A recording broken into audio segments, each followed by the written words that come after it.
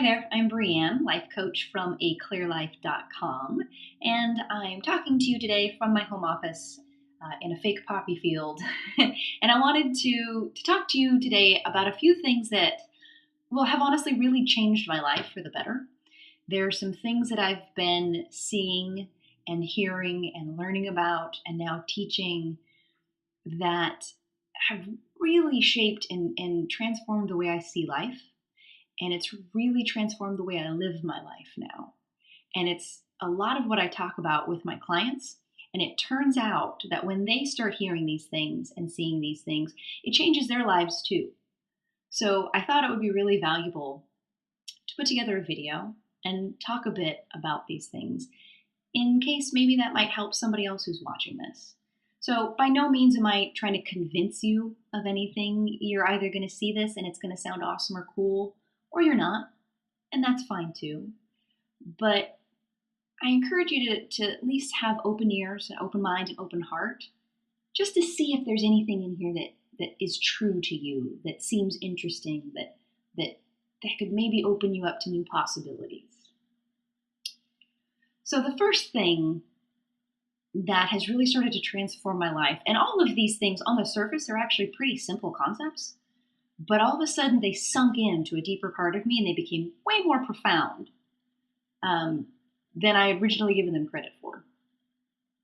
The first one is that I'm not in charge, like at all, about life. Like it's not my job to do a lot of stuff that I think it is. And that stems from an understanding, giving credit to an energy in life that has got things figured out, right? Regardless of your religious background or your spiritual background or your lack thereof, I find that most people can agree to the fact that there is something else working things out, right? There is some force that keeps the world spinning on its axis, keeps the sun shining, that turns acorns into oak trees. That thing also works through me, right? I don't have to figure out, I don't consciously have to figure out how to beat my own heart to keep my body moving, like how many beats per minute. I don't have to figure that out. That's covered. I don't have to figure out how to take the energy out of what I eat and break it up so that I get the energy and then take proteins apart and build other parts of my body. Like I have that kind of an intelligence within me. And that thing, whatever you want to call it, the word is not important. We can get tripped up on the words a lot and miss out on a lot of this kind of understanding because we're fighting over the words. But you can call it God if you want. I think that's a beautiful way of saying it. You can call it the universe. You can call it infinite intelligence. If that kind of stuff, though, is not your vibe, if that's kind of out there for you, or if you have thinking about what those words mean, you can call it life with a capital L. Sometimes I'll just call it nature or evolution or science. To me, that's, in this context, all the same thing. That something is working behind the scenes, something we can't really articulate, though we keep trying. We can't really see, but we keep trying, but is evidence that it's there in everything we see. That force, we're not outside of it, right? As humans, we have free will. So we have the ability to look out in the world and think whatever we want to think. And we can think that we're outside of that system, but we're really not. We're a part of that, right? That system, and I'm using the word loosely, don't pay attention to the word, but that system created us. So we literally can't be outside of it.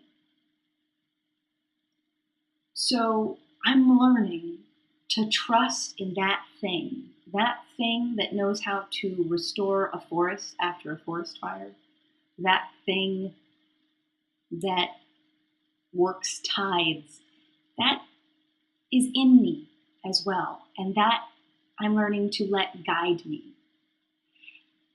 And it really takes the pressure off. I don't have to figure out so many things that I was trying to figure out. All I need to do is just sit back for a minute sometimes and let that energy tell me the next thing to do. We all have this mechanism within us, and none of us are outside of it. That force, pardon me, it's going to be a PG-13 video, that force is taking care of shit. It may not turn out how I want it to, but that's okay because I'm not in charge. That thing knows better than I do. So that's one of the things I've been seeing. Another one of the things I've been seeing that's really, for me, been fantastic is the power of I don't know. And I say that as a recovering know-it-all who still, I'll have moments of slipping back into that from time to time. You can ask my boyfriend for sure. But I used to walk around with life really either letting people know that I know or pretending that I know when I didn't know. And it turns out that causes a lot of pressure because the honest fact is that as a human being, no matter who you are, no matter what intelligence you have, there are many aspects in life, many situations you will find yourself in where you will not know. You won't know what to do. You won't know what to think. You won't know how to act. You're just not going to know. And if you can be okay with that, of oh, I don't know what to do right now. I don't know what the answer is right now. I don't know what to tell you right now. If you can be okay with that, it turns out that, again, that force that exists, that thing will help you out. But it can't help you if you're up in your own head, if you're searching your own intellect for the answer that's not there, because if it were there, you would know, right? If you're stuck in that force, it'll technically still help you, but it's going to feel really hard on you. It's going to feel exhausting. It's going to feel stressful. You're going to have anxiety and worry. If you can embrace that right now, in this moment, I don't know, and be okay in that space, life will tell you, right? It's not only okay to be there, it's valuable to be in the space of I don't know.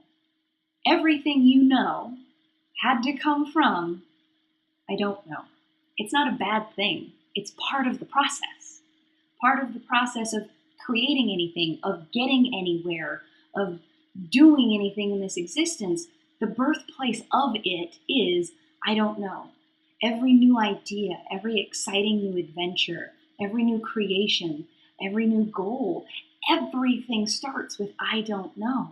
So you can embrace that and be okay. If you can be an I don't know, you have access to much clearer problem-solving abilities, combined with that life force giving you ideas. Well, have you thought about this? Have you tried that? Maybe you could do this. That works for anything. If you're having troubles in your relationship, should I stay or should I go? I don't know. I'm going to sit with that. I want to create a business, but I'm stuck right now and I need to get to my next goal, but I don't know how to get there. Cool. Hang out and I don't know. And that wisdom will give you the next step. It can only give you the next step, might I add.